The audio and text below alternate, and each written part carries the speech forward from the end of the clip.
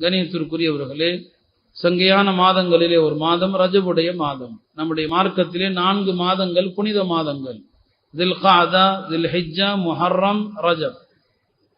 அதிலே ரஜபுடைய மாதம் இன்றைக்கு பிறந்திருக்கிறது. இந்த ரஜப் மாதம் பிறந்து விட்டால் அல்லாஹுடைய தூதர் ரஜபுடைய பிறையை பார்த்தபோது இப்படி துவா செய்தார்கள்: யா அல்லாஹ், எங்களுக்கு ரஜபிலும் ஷாபானிலும் பரக்கத் செய்வாயாக, ரமதானை அடைய செய்வாயாக. நம்முடைய முன்னோர்கள் 6 மாத காலங்களாக ரமதானை அடைய வேண்டும் என்பதற்காக துவா செய்வார்கள். எனவே ரமதானுடைய நெருக்கத்தை உணர்த்தும் விதமாகவே ரஜப் மாதம் பிறந்திருக்கிறது. அதிகமாய் நம்முடைய அமல்களை அதிகப்படுத்த வேண்டும். வரக்கூடிய ரமதானை எல்லா வகையிலும் அல்லாஹ் நமக்கு ஆரோக்கியத்தோடு கிடைக்க செய்து அவனுடைய மன்னிப்பையும் நிறைய மஃபிரத்துகளையும் அல்லாஹுடைய அருளையும் பெற்ற ரமதானாக அல்லாஹ் இதை நமக்கு ஆக்கித்தர வேண்டும். அதற்கு நாம் இப்போதிருந்தே துவாக்களும் செய்ய வேண்டும்.